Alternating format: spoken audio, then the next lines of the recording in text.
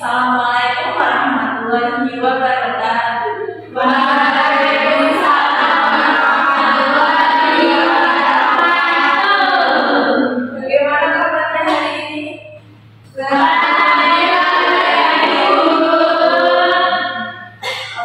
Sebelum memulai pembelajaran, mari kita berdoa. Bisa dipimpin sama-sama siswa? Baik, sebelum memulai pembelajaran pada pagi hari ini, kabarnya kita berdoa. Berdoa.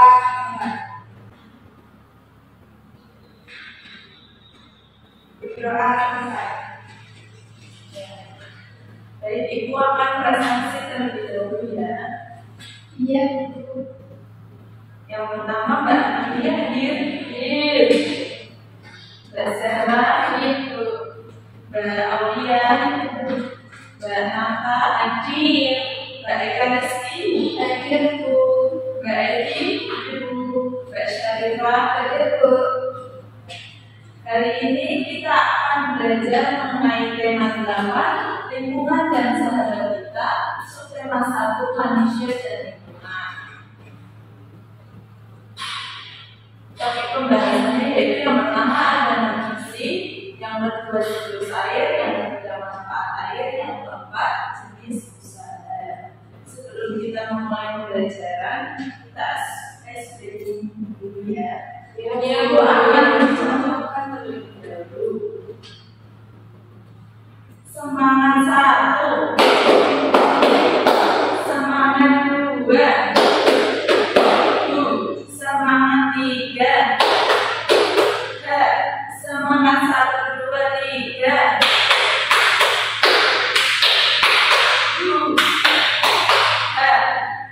Mengerti?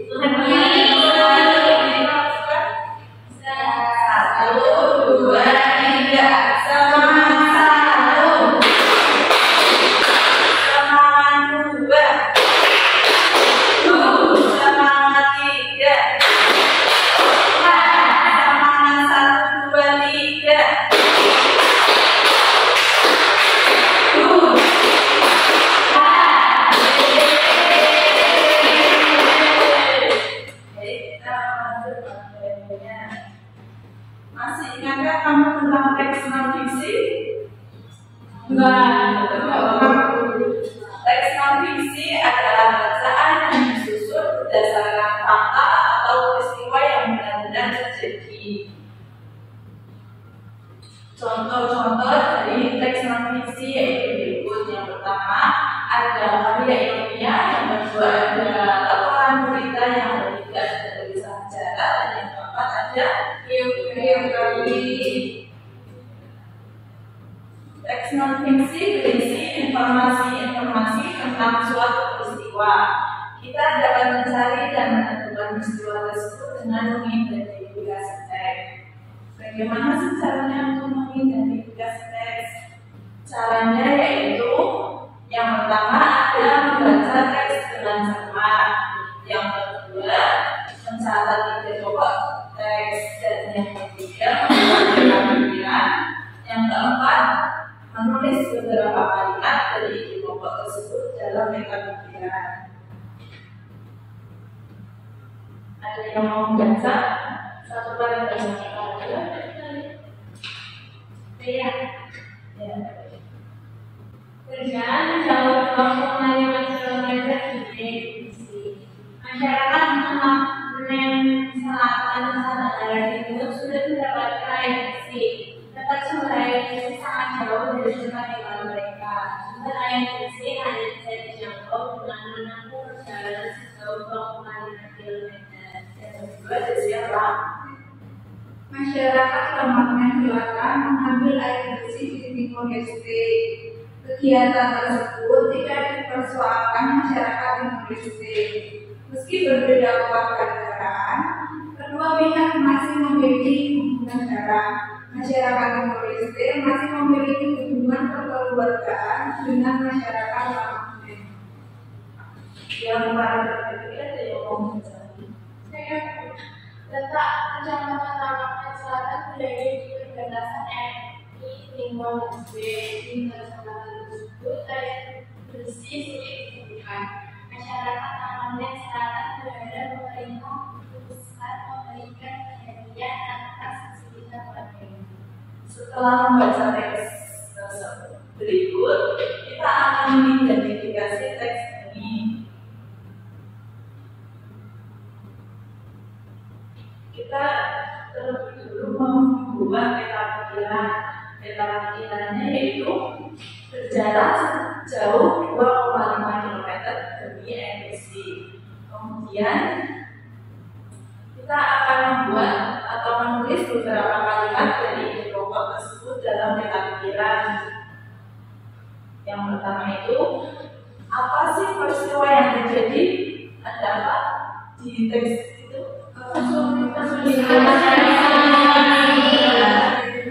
Dari teks tersebut ada hal yang terjadi adalah masyarakat Amandan Selatan kesulitan untuk mendapatkan air bersih. Terus yang kedua, berapa jarak tempat tinggal warga dengan sumber air bersih? Jarak tempat tinggal warga dengan sumber air bersih jaraknya 2,5 km. Dan yang ketiga, di mana warga mengambil air bersih? Di Timor Leste. Warga mengambil air bersih di Timor Leste. Sebelum kita melanjutkan ke materi berikutnya, kita nyanyi dulu bersama-sama. Tepuk tangan saja. 1, 2, 3.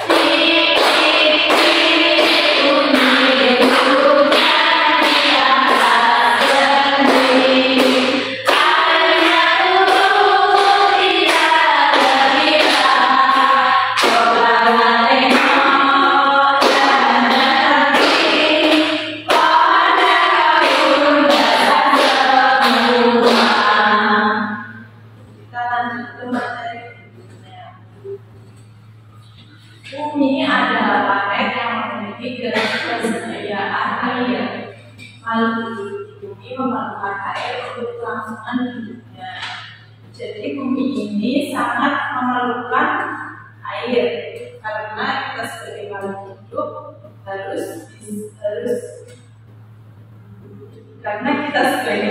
hidup memerlukan air yang begitu banyak manfaatnya.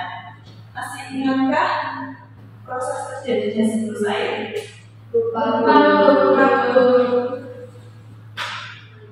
Siklus air, prosesnya yaitu yang pertama ada evaporasi atau penguapan. Evaporasi atau penguapan itu berproses air laut, air sungai, dan danau menguap akibat panas dari sinar matahari. Terus yang kedua ada kondensasi atau pengembunan. Ketika suhu udara turun, uap air akan berubah menjadi titik-titik air. Titik-titik air ini membentuk awan. Dan yang ketiga yaitu presipitasi atau pengendapan. Uap air dari permukaan bumi naik dan jatuh di udara. Lama-kelamaan udara tidak dapat lagi menampung uap air. Yang keempat, infiltrasi. Proses infiltrasi merupakan meresapnya air ke dalam tanah. Kita akan melihat video proses terjadinya siklus air. Sering apa ya anak? Yang itu.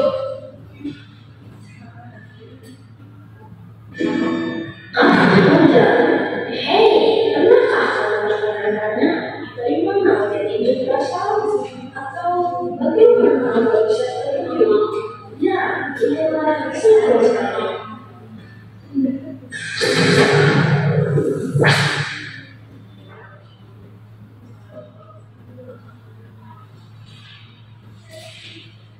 Hujan itu terjadi karena perputaran air di bumi. Awalnya dari laut menguap karena masnya matahari. Uap tersebut terus naik ke atmosfer. Setibanya di sana, uap tersebut berkumpul lalu berubah menjadi air yang akan membentuk permukaan yang kecil. Awan yang kecil itu semakin lama berubah menjadi awan yang besar. Awan semakin lama semakin banyak krisis air sehingga terlalu berat berada di udara.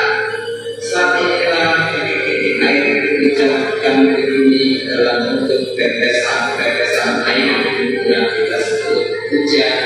Hal itu terus terjadi berulang-ulang.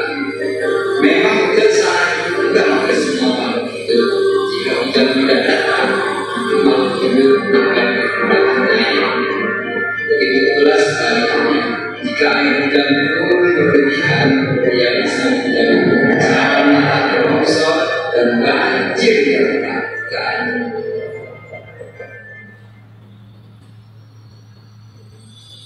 Dari mana air itu berasal?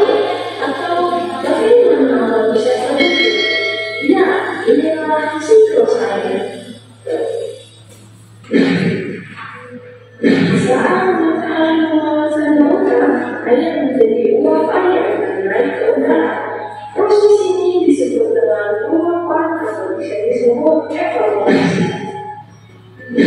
Ketika uap air itu mencapai langit, uap itu akan berubah menjadi tetesan air kecil. Tetesan air itu bersama dalam lubang gas sampai ke bumi, bersatu membentuk awan. Ini disebut sebagai kondensi. Kalian tidak bisa melihat pemakaian ini di rumah. Biar saja teknik kalian atau orang kalian sedang memanaskan air.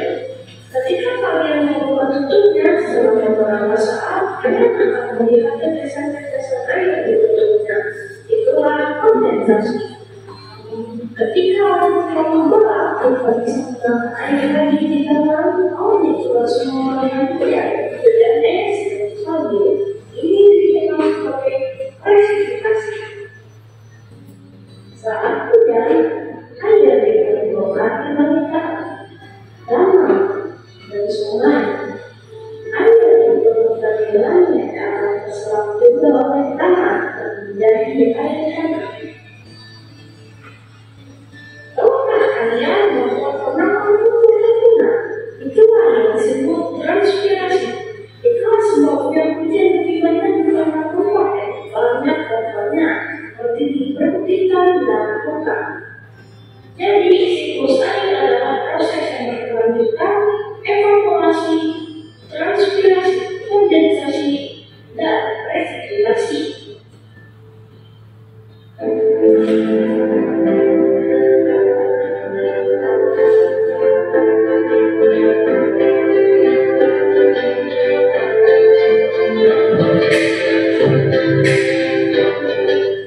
Jadi proses terjadinya siklus air tahapannya ada proses tadi yang pertama evaporasi, yang kedua kondensasi, yang ketiga resirkulasi, yang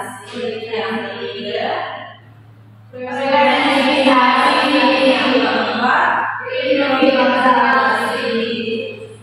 Jadi yang pertama itu evaporasi, yang kedua kondensasi, yang ketiga klasifikasi, dan yang keempat filtrasi.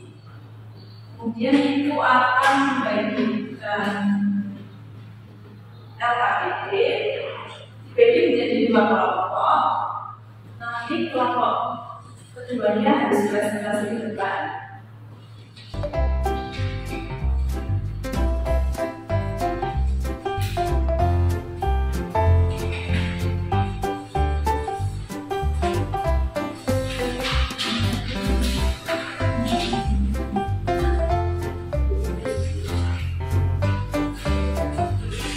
Beri waktu 10 minggu.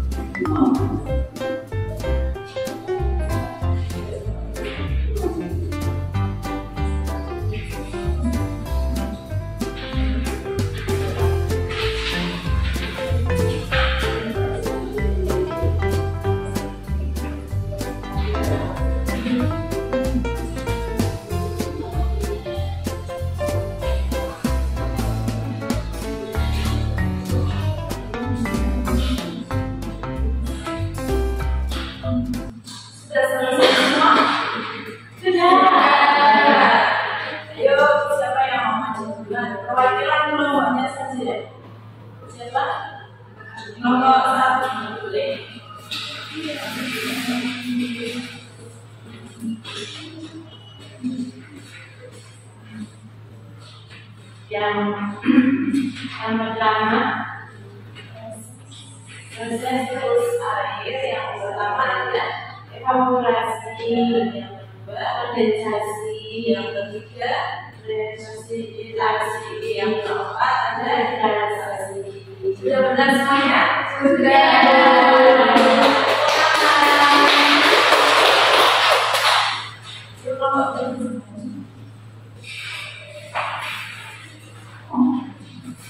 Proses terjadinya siklus air. Yang pertama yaitu terjadinya evaporasi, lalu kondensasi, kemudian presipitasasi dan infiltrasi. Sudah benar? Sudah.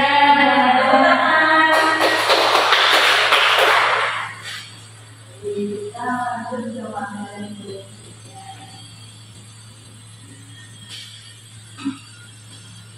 Salah satu unsur penting dalam lingkungan adalah air. Air sangat diperlukan untuk kehidupan ini.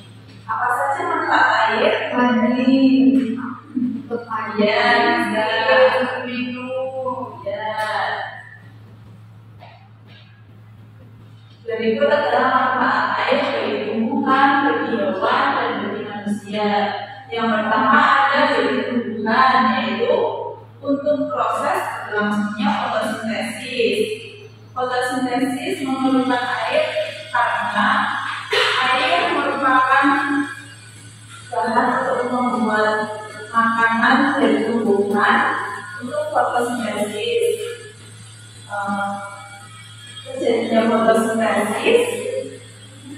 Terjadinya fotosintesis akan menghasilkan karbon dioksida dan oksigen yang sangat dibutuhkan bagi kita. Yang kedua ada bagi hewan. Manfaatnya yaitu untuk minum dan membersihkan diri. Yang ketiga ada bagi manusia. Manfaatnya sangat banyak berlaku di kehidupan sehari-hari, yaitu untuk minum, untuk mandi, mencuci, memasak, mengairi sawah, sarana transportasi, dan industri.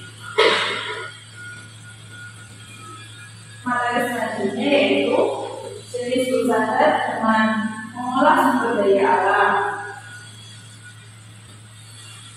Jenis usaha yang termasuk bidang agraris atau pertanian dalam arti luas antara lain persawahan, perkebunan, perdagangan, peternakan, dan perikanan. Umumnya usaha persawahan dan perkebunan dilakukan di daerah pedesaan karena tanahnya masih luas. Namun sekarang kita dapat melakukan usaha penanaman pada lahan sempit, misalnya dengan cara hidroponik atau penanaman dengan media air atau vertikultur. Cara bertanam dengan menempatkan media tanam dalam wadah yang disusun secara vertikal. Berikut ini ada contoh-contoh jenis usaha dengan mengolah sumber daya alam. Ini gambar apa teman-teman?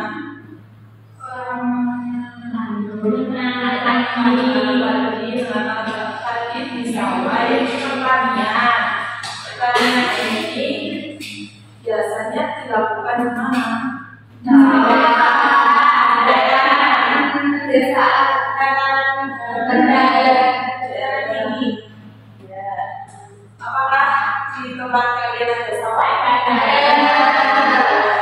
Terus yang kedua ada tenangkan.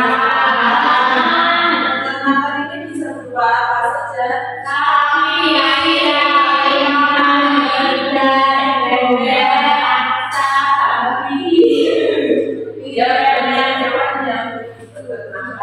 Terus yang ketiga ada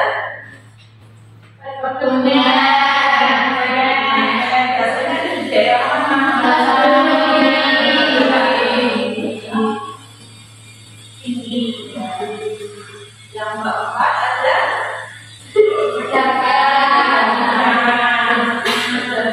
ini bisa berjalan apa aja?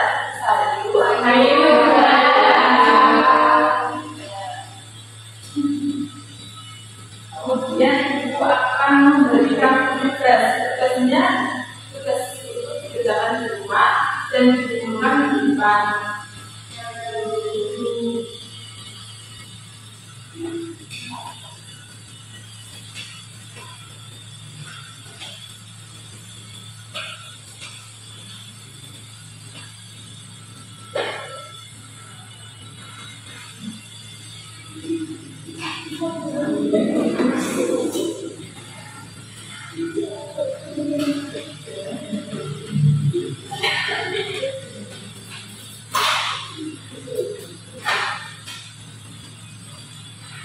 Itu tugas untuk dikerjakan di rumah, dikumpulkan di depan.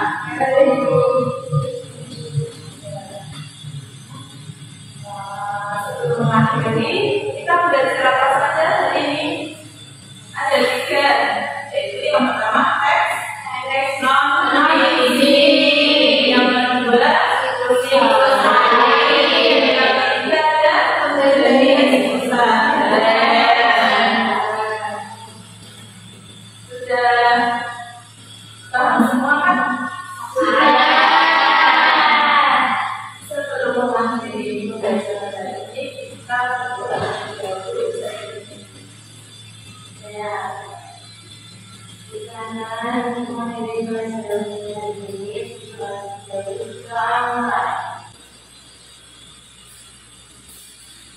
doa selesai. Ibu rasa sudah. Ibu rasa materi hari ini sudah cukup. Semoga bermanfaat. Wassalamualaikum warahmatullahi wabarakatuh. Waalaikumsalam warahmatullahi wabarakatuh.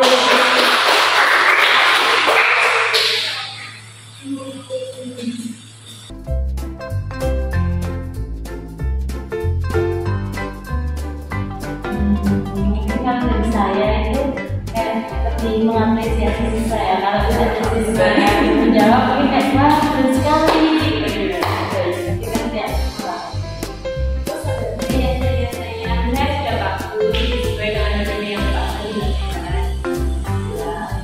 Itu dan